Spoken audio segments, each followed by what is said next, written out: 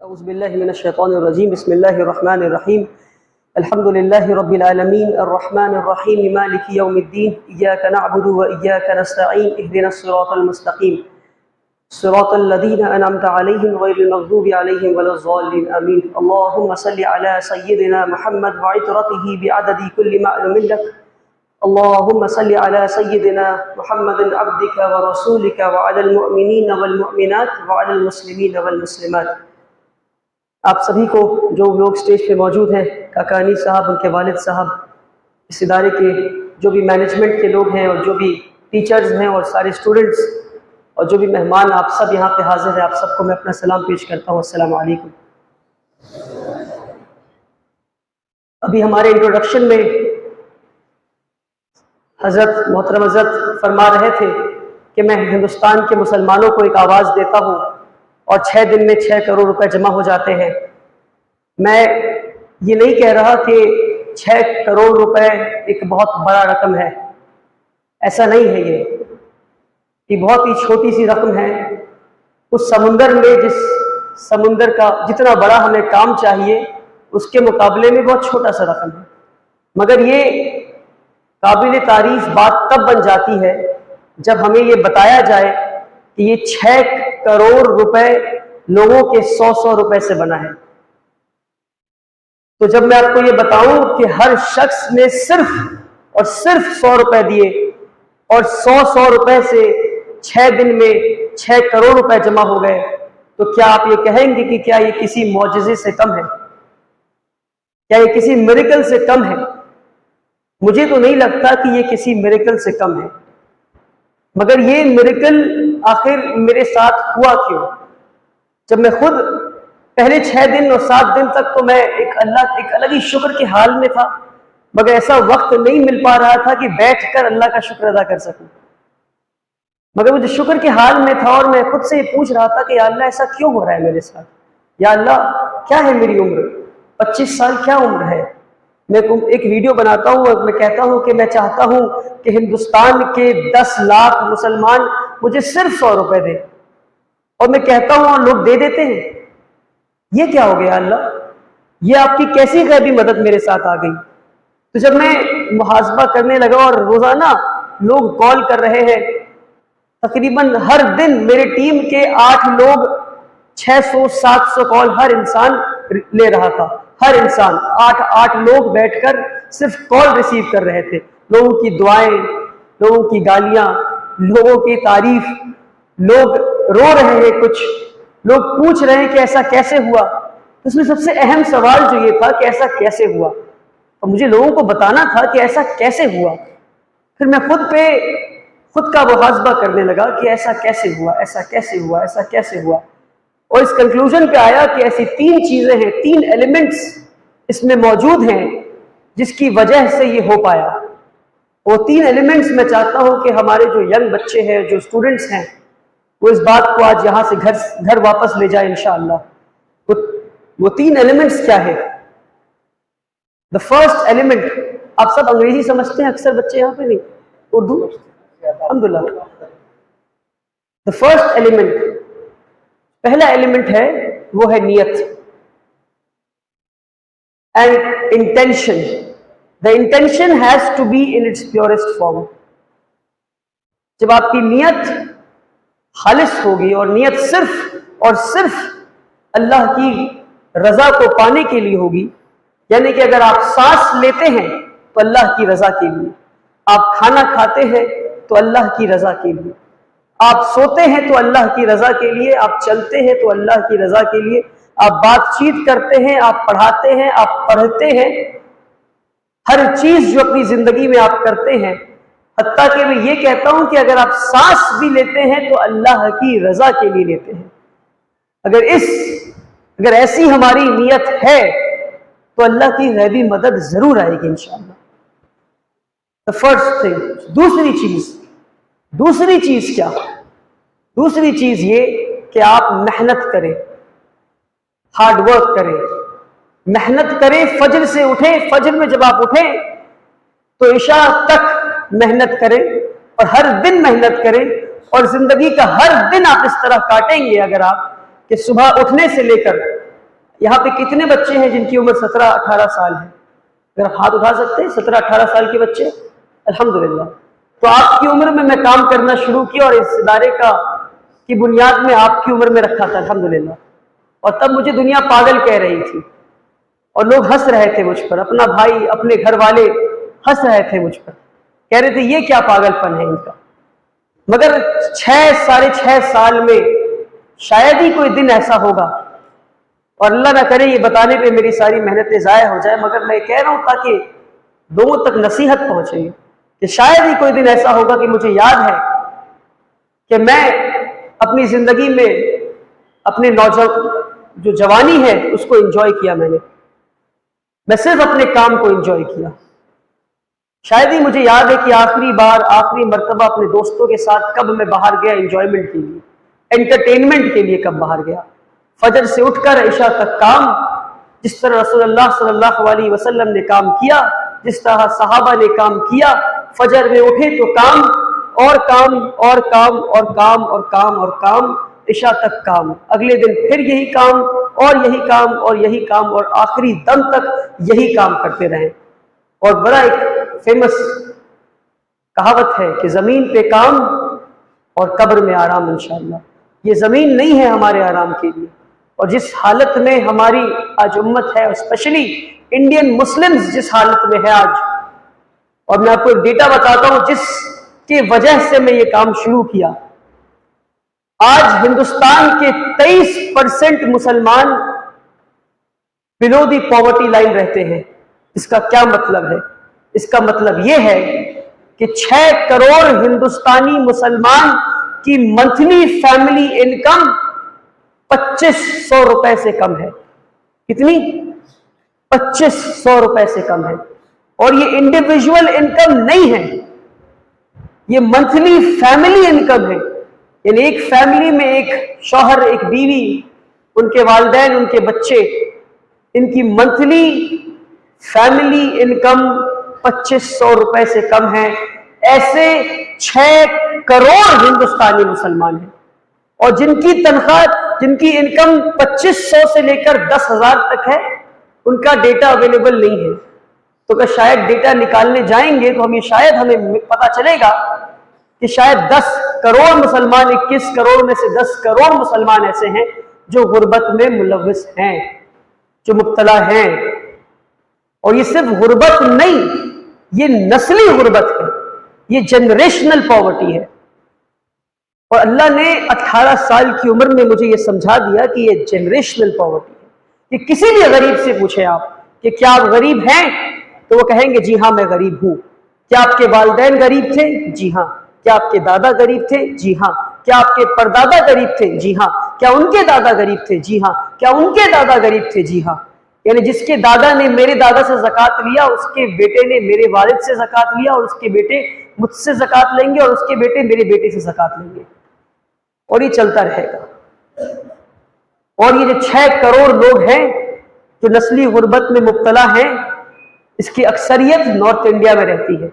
मैं पिछले 4 दिन से तमिलनाडु में हूं, और यहाँ के इदारे देखकर मैं हैरान हूं कि हमें पता ही नहीं था कि यहाँ के मुसलमान अल्हम्दुलिल्लाह सुम्मा अल्हम्दुलिल्लाह इतने अच्छे हालात में हैं। अभी ये इदारा बता रहे थे कि 100 साल होने वाला है या हो चुका है, अगर हम हिजरी कैलेंडर के हिसाब से देखें।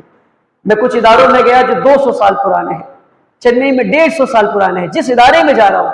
बल्कि जब मुझे सैयदीन साहब ने कॉल किया मुस्लिम प्रोफेशनल्स के, एसोसिएशन ऑफ मुस्लिम प्रोफेशनल्स के, और कहा कि 6 दिन के ट्रिप पे तमिलनाडु बुला रहे हैं आपको, तो मुझे ऐसा अंदाजा हुआ कि किसी मैरिज हॉल में स्पीचेस होंगी, किसी खाली मैदान में होंगी, या सड़कों पे होंगी, जिस तरह के नॉर्थ इंडिया में होता है। मगर यहाँ आने के बाद मुझे ये पता चला कि हर प्रोग्राम मेरा किसी न किसी इदारे में है, और हर इदारे जहां मैं गया वो 100 साल से कम पुराना नहीं था वो। तो जो आपके बुजुर्गों ने और आपके एंसेस्टर्स ने 100 साल 200 साल पहले करके चले गए, अपनी शहर कलकत्ता में वो काम हम अब शुरू कर रहे हैं। तो मैं नॉर्थ इंडिया से ये पैगाम लेकर आया हूं कि हम एक ही नबी के उम्मत हैं। अब वक्त है कि हम साउथ इंडिया वाले नॉर्थ इंडिया वालों का साथ दें इंशाअल्लाह। मदारिस हैं, बड़े बड़े अच्छे मदारिस हैं, मगर जिस कदर गुर्बत में मुब्तला है मुसलमान, मैं आपको बयान नहीं कर सकता। अल्लाह ने बेहद एक अजीब गरीब किस्म का अल्लाह ने दर्द दिल में पैदा किया है कि जब मैं गरीबों को देखता हूं तो मैं देख नहीं पाता हूं, मैं फौरन अपनी नजरें फेर लेता हूं कि कल क़यामत के दिन अल्लाह मुझसे सवाल पूछ दिया कि वली तुमने क्या किया इनके लिए, तो मैं क्या कहूंगा अल्लाह सुब्हानहू व तआला से। इस डर से मैं नजरें फेर लेता हूं कि अल्लाह से मैं कहूंगा कि अल्लाह मैं देखा नहीं था, या अल्लाह नजर पड़ गई थी, मेरी तो बस नजर पड़ गई थी, अल्लाह मैंने देखा नहीं था, आंख भर के मैंने गरीबों को देखा नहीं था, गरीबी देखी नहीं थी मैंने। बेहद गरीबी है, बेहद गरीबी है। तो ये जब सारी चीजें मेरी नजरों के सामने थी तो नंबर 1 3 एलिमेंट्स बता रहा था और कहां कहां चला गया मैं। एलिमेंट नंबर 1 क्या? नियत। एलिमेंट नंबर 2 हार्डवर्क यानी मेहनत। मैं वैसे मदरसे में हूं इसलिए ये रिटोरिकल फतवे वाली बात नहीं करता, वरना मैं कहीं और होता तो मैं रिटोरिकली ये कहता हूं, जो कि मेरी तरफ से कहना सही नहीं है, पर मैं रिटोरिकली ये कहता हूं नौजवानों से कि अगर मेरे पास फतवे देने का हक होता तो मैं नौजवानों पर आराम हराम कर देता। तो आप इस कदर इस बात को समझे कि हम और हमारे अक्सर जो नौजवान हैं, मॉल्स में जाना, शायद अमेरिका जैसे कंट्री में और यूके जैसे कंट्री में एटलीस्ट लोग रिसर्च कर रहे हैं और डेटा निकाल रहे हैं, हिंदुस्तान जैसी कंट्री में लोग डेटा नहीं निकाल रहे कि मुसलमानों की, नौजवानों की कितनी बड़ी तादाद ऐसी है जो अल्कोहल टेस्ट कर रही है, जो ड्रग टेस्ट कर रही है और बाकी हराम चीजों में मुलव्वस है। अगर डेटा निकाला जाए तो हमें पता चलेगा कि आज हम मुसलमान इतने बुरे हालात में क्यों हैं, क्यों हम पे लोग जुल्म कर रहे हैं। तीसरी और आखिरी एलिमेंट जिसके बिना नियत और मेहनत अधूरी है, वो क्या है? वो है कुर्बानी। वो है कुर्बानी। आप काम कर सकते हैं, आप अच्छा से अच्छा काम कर सकते हैं, मगर उस काम को आप बड़ा तब तक नहीं बना सकते, ऐसा बड़ा कि इतिहास में उसे लिख दिया जाए, जब तक उसमें कुर्बानी का एलिमेंट ना हो। हर बड़ा काम कुर्बानी मांगता है, हर बड़ा काम कुर्बानी मांगता है। हर बड़े इदारे कुर्बानियों पे खड़े हैं, हर बड़े स्कॉलर्स, बड़े इंटेलेक्चुअल्स, उनकी जड़ें कुर्बानियों में गड़ी हुई हैं। तो अगर आप कुर्बानी देने के लिए तैयार नहीं है, बल्कि मैं ये अक्सर हर जगह कह रहा हूं कि मेरे पास ये मॉरल हाई ग्राउंड नहीं है कि मैं नॉर्थ इंडिया से आके साउथ इंडिया में लेक्चर दे सकूं, क्योंकि आपके हालात हमसे बहुत बेहतर है, मगर एटलीस्ट मैं एक नॉर्थ इंडिया के पर्सपेक्टिव से आपको बता रहा हूं कि जब ये 3 चीजें मिली और 6 साढ़े 6 साल तक मुसलसल हर दिन यही 3 चीज करते रहे, लोगों से भीख मांगते रहे 3-3 घंटों तक, 20 साल की उम्र में, 21 साल की उम्र में 3-3 घंटों तक लोगों के दरवाजे पे खड़े होकर ऑफिस में बैठकर अंदर से ये बात आई कि आज नहीं मिलेंगे।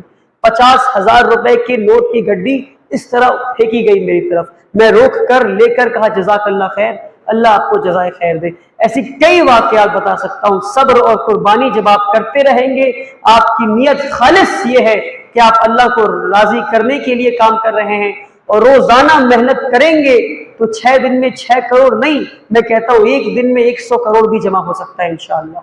मगर शर्त यह है कि हमारी नीयत खालिस अल्लाह को राजी करने के लिए हो। हम मेहनत करते रहें, तब तक करते रहे जब तक हम आखिरी सांस न ले लें और हम कुर्बानी के लिए तैयार हो जाएं। और हम अगर जब भी कुर्बानी का मौका आए तो उस मौके को इंशाअल्लाह हाथ से जाने ना दें इंशाअल्लाह। और मैं अक्सर नॉर्थ इंडिया में स्पेशली हम इदारे को अभी बना रहे हैं, और अभी हमें अनीस साहब ने बताया कि यहाँ पे स्कूल्स भी चल रहे हैं आपके अंडर, और 12वीं तक मदरसे में बच्चे पढ़ते 12वीं का एग्जाम भी देते हैं, +2 का एग्जाम भी देते हैं माशाअल्लाह। हमारे नॉर्थ इंडिया में ऐसा नहीं है। आज भी हमारे नॉर्थ इंडिया में आप आएंगे तो अक्सर लोग, आप उनसे कहेंगे कि तालीम को बांट रखा है उन्होंने, ये कहा ये दीनी तालीम, ये असरी उलूम, ये दीनी तालीम, ये दुनियावी तालीम, ये जो बांट दिया है हमने उसका हम खामियाना भुगत रहे हैं आज। दीन, और आप बेहतर बता पाएंगे मदरसे में आकर, ये सारी बहुत हिम्मत की बात, बहुत हिम्मत चाहिए सारी बात करने के लिए। अक्सर मैं बहुत ही फायरी स्पीचेस देता हूं, पर जब मैं उलमाओं के सामने बैठता हूं तो बड़ा घबरा जाता हूं, क्योंकि उनका एहतराम बहुत ज़रूरी है अल्हम्दुलिल्लाह। तो मुझे ऐसा महसूस होता है कि तालीम, इल्म इज़ अ यूनिट, और हमने इल्म को बांट के बहुत बड़ा गुनाह किया। हमने इल्म को बांटा। और अक्सर मैं ये एग्जाम्पल देता हूं कि अगर किसी के वालिद के इंतकाल के बाद आप विरासत की तकसीम करते हैं रसूलुल्लाह सल्लल्लाहु अलैहि वसल्लम के बताए हुए तरीकों पर, तो क्या ये दीन का हिस्सा है? क्या ये दीन का हिस्सा है? क्या जवाब होगा हमारा? जी हाँ, दीन का हिस्सा है। फिर मैं पूछता हूं कि जिस मैथमेटिक्स कैलकुलेशन का इस्तेमाल करके आप विरासत की तकसीम करेंगे, क्या वो मैथमेटिक्स कैलकुलेशन दीन का हिस्सा नहीं? तो इसलिए आज जरूरी है कि हम तालीम को ना बांटें, हम तालीम को और इल्म को ना बांटें। आज जरूरी है कि हम सोशल मीडिया के पार को समझें कि सोशल मीडिया कितना पावरफुल है, कितना पावरफुल है। अक्सर इस्लामोफोबिया जो फैल रहा है लोगों में और जो फैलाया जा रहा है, इस्लाम के बारे में जो गलत बातें फैलाई जा रही है आज, वो सोशल मीडिया के जरिए है। तो आज वक्त की ये जरूरत है कि आप जैसे नौजवान बच्चे और स्टूडेंट्स और स्कॉलर्स जो बनेंगे, आप सोशल मीडिया पे आकर उसका रद्द करें और बताएं कि ये असल इस्लाम है।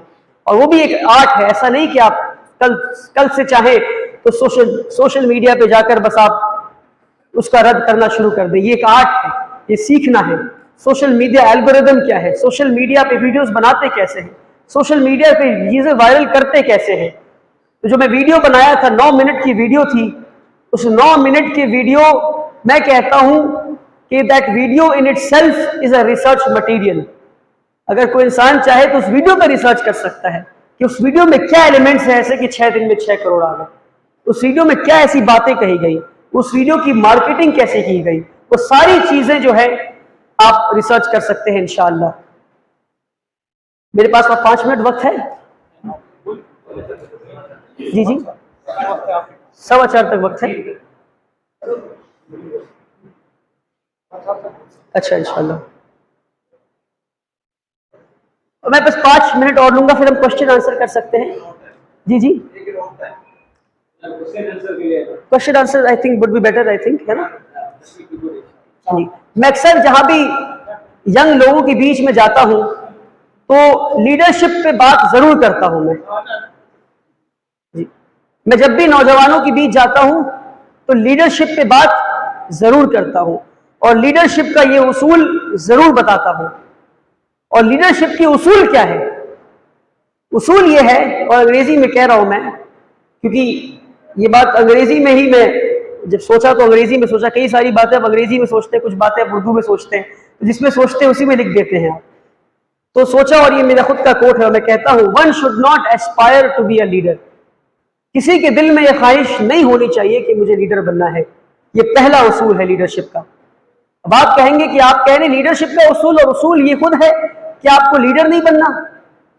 जी हाँ, मैं कहता हूं कि लीडरशिप का पहला उसूल यह है कि किसी के दिल में यह ख्वाहिश नहीं होनी चाहिए कि हमें लीडर बनना है, बल्कि ख्वाहिश इस बात की होनी चाहिए कि हमें लीडरशिप की क्वालिटीज हासिल करनी है।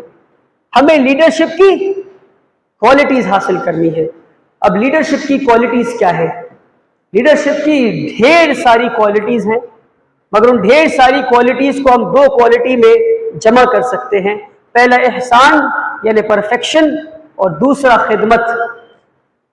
तो अगर आप डॉक्टर बनते हैं तो सबसे अच्छे डॉक्टर बनते हैं, आप आलिम बनते हैं तो सबसे अच्छे आलिम बनते हैं, आप मुफ्ती बनते हैं तो सबसे बेहतरीन मुफ्ती बनते हैं।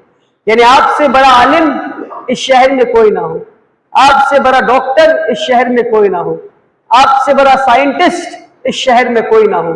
आपकी मेहनत सबसे अच्छा बनने पर होनी चाहिए। फिर जब आप सबसे अच्छे बन गए हैं, आपसे ज्यादा खिदमत किसी ने ना की हो, आपसे ज्यादा खिदमत लोगों की किसी ने ना की हो।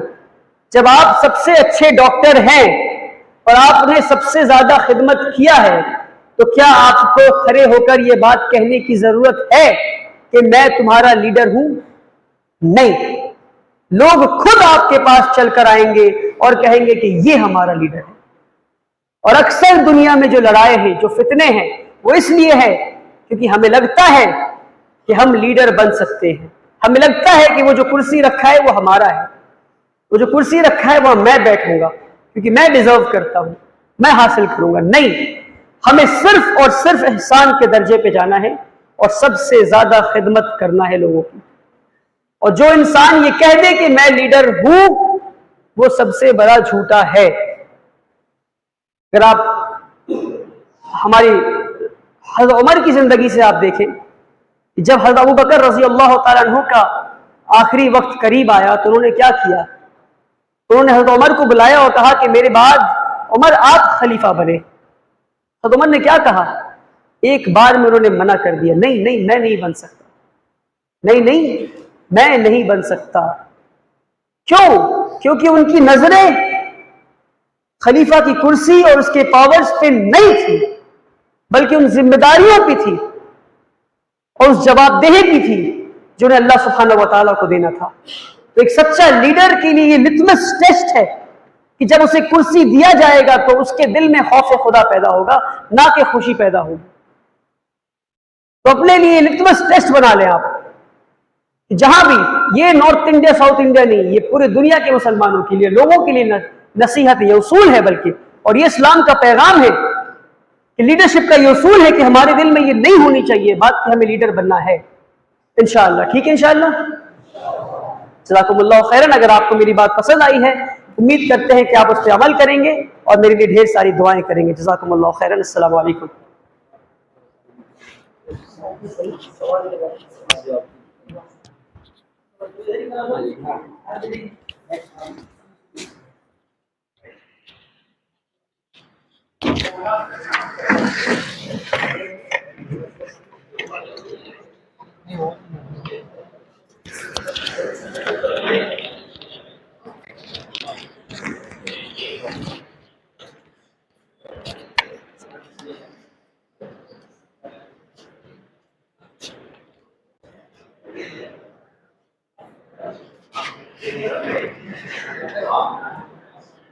अस्सलाम वालेकुम रहमतुल्लाहि व बरकातहू।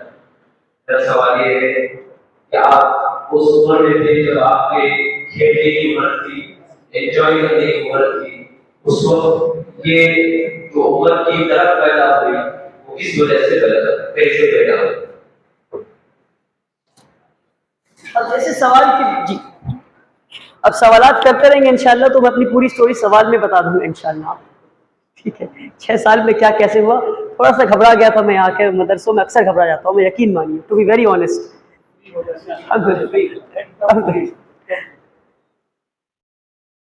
तो ये बस उलमा के एहतराम में है, यकीन मानिए, कोई और रीजन नहीं है इसके पीछे। तो दरअसल मैं बताया कि अल्लाह ने एक अलग ही दर्द दिल में रखा था, ऐसा दर्द कि जब मैं ईद की नमाज पढ़कर मस्जिद से बाहर आता वालिद साहब के साथ, तो मैं देखता कि मेरे ही उम्र के बच्चे मस्जिद के बाहर भीख मांग रहे हैं। तो अक्सर बच्चे तो उसे इग्नोर कर देते, पर मुझसे इग्नोर नहीं किया जाता। मैं खुद से पूछता कि या अल्लाह, ये बच्चे तो मेरे ही तरह हैं, ये मैं अपने वालिद के साथ हूं, ये अपने वालिद के साथ क्यों नहीं? मैं जब रात को दिल्ली में ठंडी रात को 7 डिग्री सेल्सियस 6 डिग्री सेल्सियस में अपनी गाड़ी में मोटा जैकेट पहनकर, मफलर पहनकर, दस्ताने पहनकर, हीटर ऑन करके दिल्ली की सड़कों पे इंडिया गेट देखने जा रहा हूँ रात को, और मैं देखता हूँ कोई सड़क पर माँ, उसके बच्चे एक पतला सा कंबल ओढ़कर सो रहे हैं, तो मैं तुरंत नजरें फेर लेता। और ऐसे न जाने कितने वाकये मेरी जिंदगी में हुए कि गुर्बत मुझसे देखी नहीं जाती। फिर मैं सोचा कि मुझे कुछ तो करना है, मुझे कुछ तो करना है, गरीबों के लिए कुछ तो करना है। अंदर से एक आवाज आई कि वली, गरीबी दूर करना है, इस मुल्क से गरीबी दूर करना है। और आज भी मैं इसी मुहिम पे हूँ कि किस तरह गरीबी दूर कर सके। वो वाहिद एक तरीका है, और मैं कहता हूँ इस दुनिया की सबसे बड़ी, इस मुल्क की सबसे खतरनाक बीमारी जो है वो है गुर्बत। तो गुर्बत, और उससे वाहिद तरीका लोगों को निकालने का एक वाहिद तरीका है वो है तालीम। तो मैं ये सोचा कि मैं 10 बच्चों को गोद लूंगा, और बहुत ही इंटरेस्टिंग वाकया आप अगर सुनेंगे तो बड़ा मजा आएगा आपको, कि मैं 18 साल की उम्र में ये सपना देखा कि मैं 10 बच्चों को गोद लूंगा और ये स्कूल वगैरह 6 करोड़ 10 करोड़ इतनी बड़ी चीज़ें मैं नहीं सोचा। मैं सिर्फ सोचा कि 10 बच्चों को मैं गोद लूंगा और उनको लीडर्स तैयार करूंगा, ऐसा लीडर कि जो इस मुल्क से गुर्बत को हटाने के लिए काम करे, गुर्बत को दूर करने के लिए, गरीबी को दूर करने के लिए काम करे। पर तब मेरी उम्र खुद 19 साल थी और मैं 10 गरीब बच्चों को गोद देना चाहता था जिनकी उम्र 6 साल 7 साल हो। तो जब मैं माओं के पास जाता और कहता अपने बारे में, भाई मुझे अपना बच्चा दीजिए और मैं 1000 स्क्वायर फीट का अपार्टमेंट रेंट पे लिया हूँ, आपके बच्चे को रखूंगा, खिलाऊंगा पिलाऊंगा, पैसों का इंतजाम करूंगा और आपके बच्चे को लीडर बनाऊंगा, ऐसे जोश में कहता तब मैं, आपके बच्चे को लीडर बनाऊंगा, तो क्या जवाब आपको क्या लगता है कि माएँ क्या जवाब देती होंगी? जी, माएँ कहती थी कि तुम चाहते हो कि मैं अपना 6 साल का बच्चा एक 18 साल के बच्चे को दे दूं? तो बड़ा परेशान हुआ मैं कि भाई ये बच्चे कहां से आएंगे, ये जो 10 बच्चे हैं कहां से आएंगे। फिर एक दिन जब मैं फजर की नमाज में उठा, तो फजर की नमाज में जब आप उठते हैं सुबह सुबह, पहला काम क्या करते हैं आजकल हम लोग, बताएंगे मुझे? वजू करते नहीं, व्हाट्सएप चेक करते हैं हम लोग। तो मैं भी अपना व्हाट्सएप चेक किया, तो व्हाट्सएप पे रसूलुल्लाह सल्लल्लाहु अलैहि वसल्लम का वो कॉल, किसी ने हदीस वो भेजी थी कि रसूलुल्लाह सल्लल्लाहु अलैहि वसल्लम ने कहा कि वो इंसान जो एक यतीम के सर पे हाथ रखे, वो और मैं जन्नत में इस तरह दाखिल होंगे। मुझे लगा कि अल्लाह की तरफ से पैगाम है मेरे लिए कि जो 10 बच्चों को मैं ढूंढ रहा हूँ, लगा नहीं बल्कि आज तो यकीन है मुझे कि वो अल्लाह की तरफ से पैगाम था मेरे लिए कि जिन 10 बच्चों को मैं ढूंढ रहा हूँ वो 10 बच्चे यतीम बच्चे होंगे। और मैं निकल गया अपने मिशन पे यतीम बच्चों को ढूंढने के लिए 19 साल की उम्र में। और मैंने कहा कि इससे पहले मैं 20 साल का हो जाऊं, मैं 10 यतीम बच्चों का बाप बनना चाहता हूं। अल्लाह ने ये सपना, सबसे पहला सपना अल्लाह ने ये पूरा किया कि इससे पहले कि मेरी उम्र 20 साल की हुई, मैं 10 यतीम बच्चों का बाप बन चुका था। पहले बच्चे ने मुझे अब्बा जी बोला, पता नहीं कैसे बोला, क्यों बोला, उसे किसने सिखाया। दूसरे बच्चे ने भी बोला और तीसरे बच्चे ने भी बोला और 10वें बच्चे ने भी बोला और मेरा मिशन सक्सेसफुल हो चुका था। ये स्कूल और ये 18 करोड़ का प्रोजेक्ट और रेसिडेंशियल स्कूल वगैरह वगैरह मेरे प्लान में नहीं था, मगर अल्लाह ने 11वें बच्चे को मेरे दरवाजे पे लाके खड़ा किया और मैं उसे ना नहीं बोल पाया। फिर 12वें बच्चे को, फिर 100 बच्चा, 200 बच्चे, 300 बच्चे, आज 300 से ज्यादा बच्चे मुझे अब्बा जी बोलते हैं। अल्हम्दुलिल्लाह, बच्चे और बच्ची अल्हम्दुलिल्लाह। तो इसी तरह से ये मिशन स्टार्ट हुआ और काम में लगा रहा। कभी उस तरफ ज़हन ही नहीं गई कि मुझे मज़ा करना है और मुझे एंजॉय करना है, और जवानी में हो मुझे एहसास ही नहीं हुआ, बस काम और काम और काम पे फोकस रहा अल्हम्दुलिल्लाह। और आज 1500 से ज़ायद बच्चे हमारे वेटिंग लिस्ट पर हैं, जिनके लिए हमने 2 एकड़ ज़मीन ढूंढा है और उस पर रेसिडेंशियल कैंपस हम बना रहे हैं कलकत्ता शहर में, जिसका प्रोजेक्ट कॉस्ट 18 करोड़ है और जिसकी वीडियो में 10 करोड़ की अपील किया था मैंने, और अल्हम्दुलिल्लाह अब तक 7 करोड़ रुपए जमा हो गए हैं। 15 करोड़ से ज़्यादा जमा हो गए होते अगर बैंक अकाउंट ब्लॉक ना हुआ होता, रेजर पे ब्लॉक ना हुआ होता, UPI ब्लॉक ना हुआ होता, और वो सारी चीज़ें ब्लॉक हो गई और फिर उस पर हमने काम किया और हमने वापस से वो सारे पेमेंट मोड्स हमने खोल दिए अल्हम्दुलिल्लाह। मगर 6 करोड़ भी अल्हम्दुलिल्लाह अल्लाह की तरफ से है, ये बड़ी अल्लाह की गैबी मदद हमारे साथ रही अल्हम्दुलिल्लाह। आप कुछ पूछना चाहते हैं? ऊपर आ जाए, अच्छा पूछ लें। May I know how you work with inspiration and motivation? Who motivated you to inspire you? Is there any famous character or role model? And my second question is, you are doing a very good work for this woman. Is there any hurdle you are facing for this ruling party, the central government, and any problems? Please answer. Actually अगर मैं बोलूँ तो अक्सर ये सवाल आता है कि मोटिवेशन कहाँ से मिली। एक्चुअली मोटिवेशन बहुत ही शॉर्ट टर्म चीज़ है, मोटिवेशन बहुत ही शॉर्ट टर्म चीज़ है। मैं कहता हूं कि ये काम मैं कर पाया 2 चीज़ों की वजह से, एक तो दर्द, दूसरा फिक्र। अगर आपके अंदर फिक्र पैदा हो जाए और दर्द पैदा हो जाए तो बड़ा सा बड़ा काम अल्लाह आपसे ले सकता है। तो आज हमें ज़रूरत किसी मोटिवेशन की नहीं हो, जो बड़े बड़े मोटिवेशनल स्पीकर्स हैं, और मुझे डर लगता है जब कोई मुझे मोटिवेशनल स्पीकर कहता है। ये सारे मोटिवेशनल स्पीकर वो 1-2 घंटे की बात होती है और फिर सब लोग भूल जाते हैं। ज़िंदगी में किसी चीज़ की ज़रूरत है हमें, तो हम अपने बच्चों में फ़िक्र पैदा कर दें। जब हम अपने बच्चों में फ़िक्र पैदा कर देंगे तो बच्चे वो सारा काम फिर खुद कर देंगे इंशाल्लाह, नंबर 1। और कहाँ तक सेंट्रल गवर्नमेंट और स्टेट गवर्नमेंट की तरफ से तो कुछ नहीं हुई, मगर अक्सर लोकल पॉलिटिशियंस, वो सारे लोग जो परेशान होते हैं कि भाई हम नहीं कर पाए और ये कैसे कर रहा है, वो अक्सर ऐसा हो रही है माज़रत।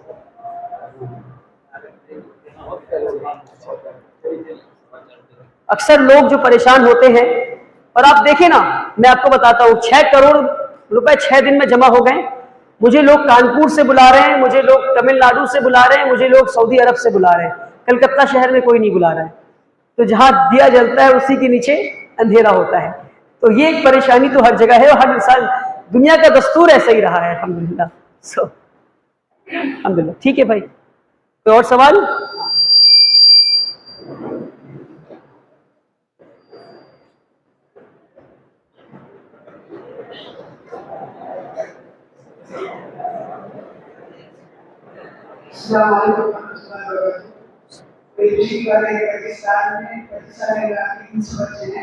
पैंतीस नहीं 25 300 अल्हम्दुलिल्लाह। सवाल ये है कि आपने इसकी बुनियाद बुनियाद 6 साल पहले रखी, तो 6 साल और आज के दरमियान जो जड़ है, इस दरमियान के पास जी बिल्कुल, आपने किस तरह शुरू किया, मिशन में क्या क्या चीजें रखी, इस वजह से मिशन आज